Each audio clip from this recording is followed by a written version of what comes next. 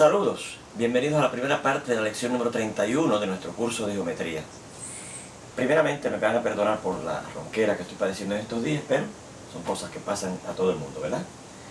Bien, en esta lección y en la que sigue vamos a estar discutiendo una serie de ejemplos de problemas de aplicación de algunos de los teoremas que hemos estado demostrando en las lecciones anteriores.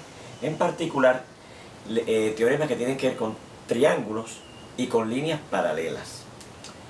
Déjenme decirles que estos problemas son muy importantes, muy ilustrativos, porque yo los he ido recopilando a través de los años con estudiantes a los cuales le he ofrecido tutorías en geometría, y ellos me los han traído como problemas que les aparecieron en sus exámenes de ingreso a la universidad.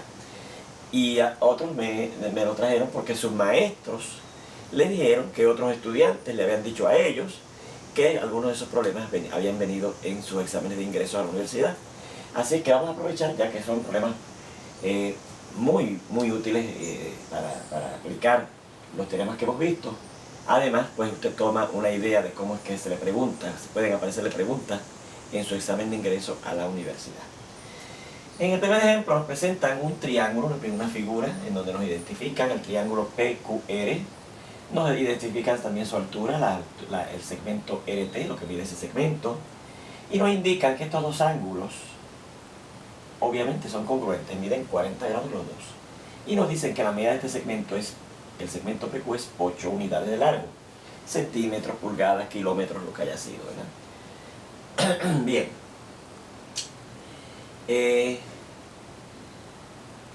Al tener un ángulo, un triángulo que tiene dos ángulos congruentes, pues ya sabemos que ese triángulo PQR tiene que ser isósceles, porque automáticamente los lados opuestos a ellos demostramos aquí un teorema que serían entonces congruentes, y por lo tanto si hay dos lados congruentes en un triángulo, el triángulo es isósceles.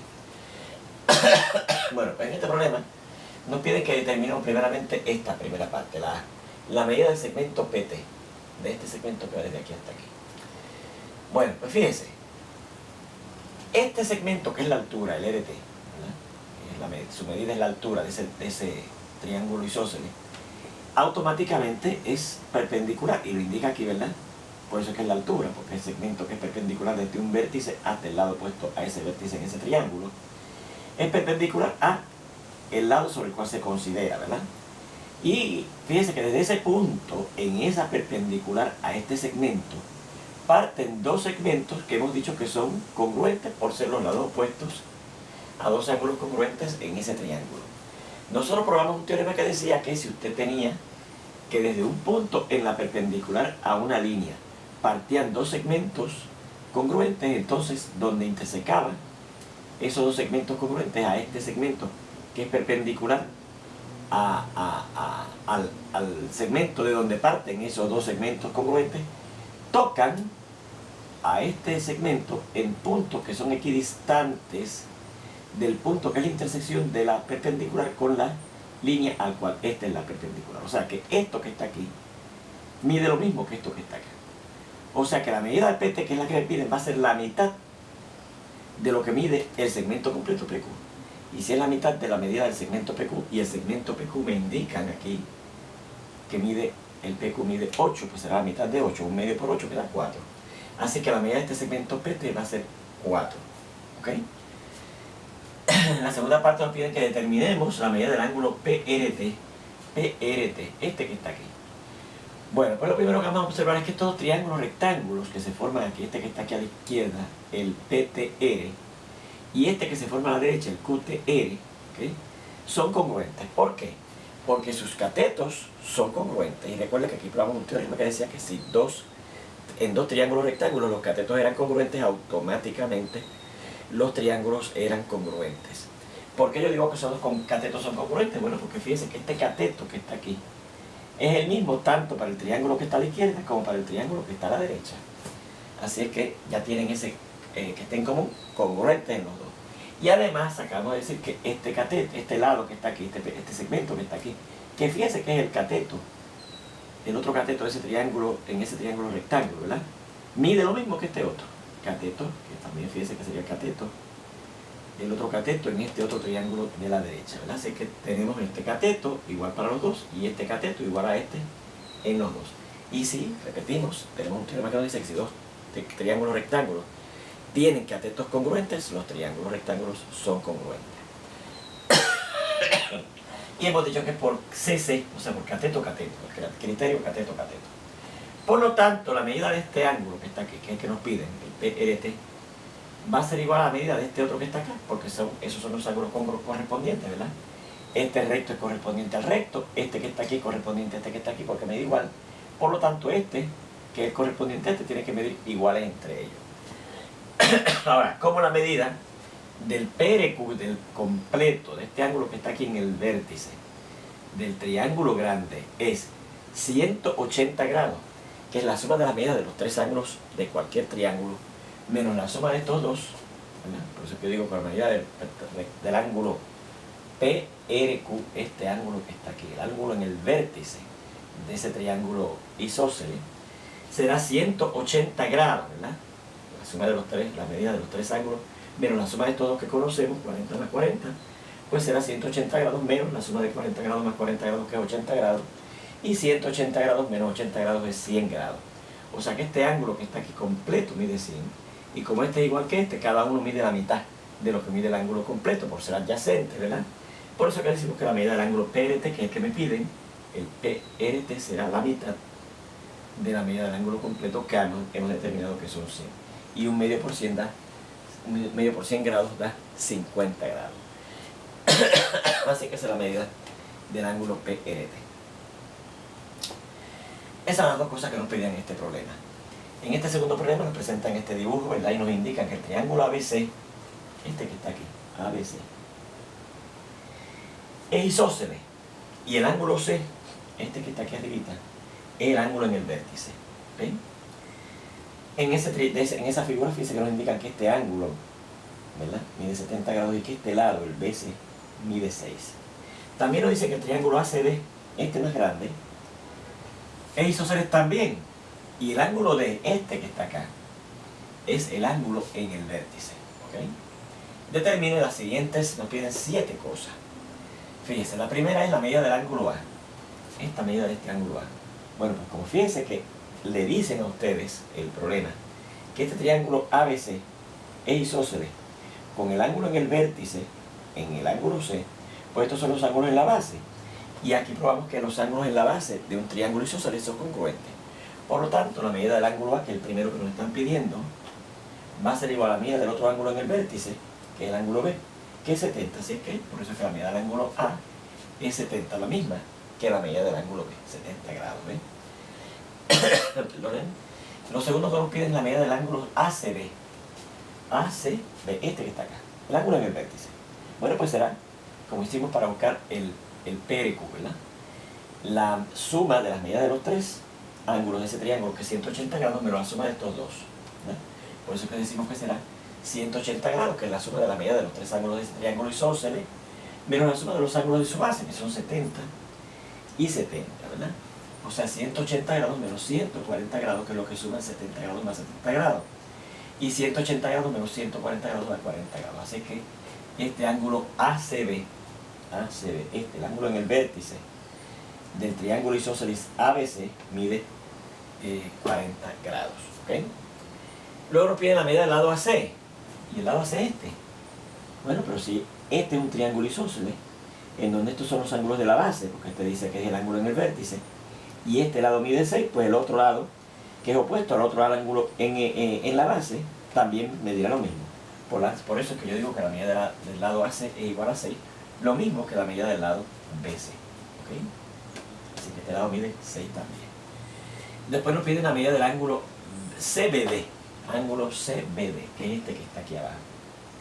Bueno, pues fíjense que eso sería 140 grados, que es la medida de este ángulo llano completo, menos lo que mide el ángulo adyacente al CBD, que es 70 grados, ¿verdad? Y 180 grados menos 70 grados da 110 grados. Así que el ángulo CBD mide 110 grados. Luego nos piden la medida del ángulo ACD. Bueno, como aquí nos han dicho que el triángulo ACD precisamente es isósceles, con ángulo en el vértice D, pues este ángulo ACD será otro ángulo en el vértice, perdón, el de la base. Y como ya yo sé que el otro ángulo de la base de ese triángulo ACD mide 70 grados, porque lo determinamos ahorita, el ángulo A mide 70 grados, pues este ángulo ACD también medirá 70 grados, ¿verdad? ACD será también 70 grados. Pues el otro ángulo en la base de ese otro triángulo isósceles ACD. Bien, ahora nos piden la medida del ángulo BCD. BCD, ok, este que está aquí. Bueno, pues si este ángulo ACD mide 70 y este, el ACB, yo determiné ahorita que medía 40, pues este que está aquí, el BCD, que es el que me piden ahora, el BCD será los 70 grados que mide este ángulo menos los 40 que medía este, ¿verdad? Y 70 menos 40 son 30 grados, así que la medida del ángulo BCD, este que está aquí, va a ser 30 grados, ¿ok? Finalmente nos pide la medida del ángulo D. Bueno, pero fíjense que el ángulo D es el ángulo en el vértice, ¿verdad?, de los triángulos isósceles ACD. Así que será lo que mide la suma de los tres ángulos de ese ángulo grande, de ese triángulo grande, ¿verdad?, que es 180 grados, de lo que suman estos dos.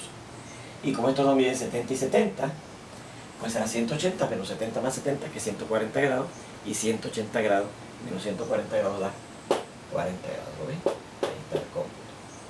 Pues ahí está cómo se resuelve ese segundo ejemplo. Fíjense cómo hemos probado, ¿verdad?, haciendo uso de lo que es un triángulo isósceles, de lo que son las sumas de los ángulos de un triángulo, de lo que son los ángulos en el vértice de un triángulo, el ángulo en el vértice de un triángulo isósceles, y lo que son los ángulos de la base de un triángulo isósceles, ¿verdad?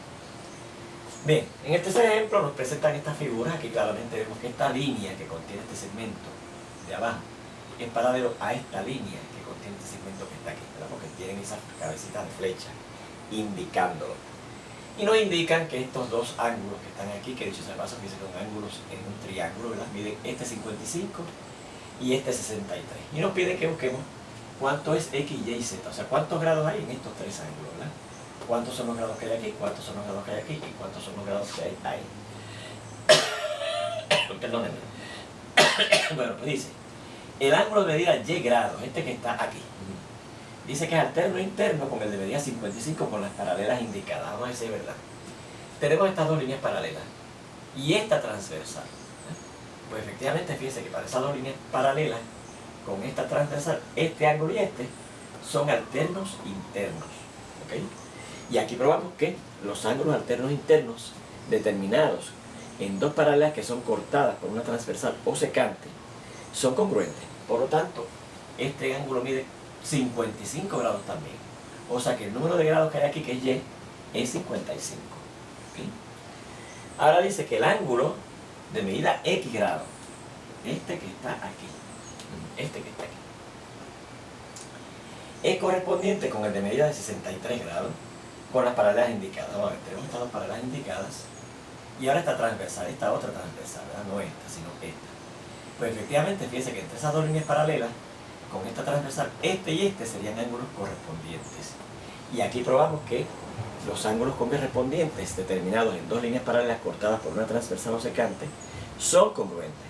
Por lo tanto, X grados es lo mismo que 63 grados, o sea que el número de grados X que hay en este ángulo es igual al número de grados 63 que hay en este.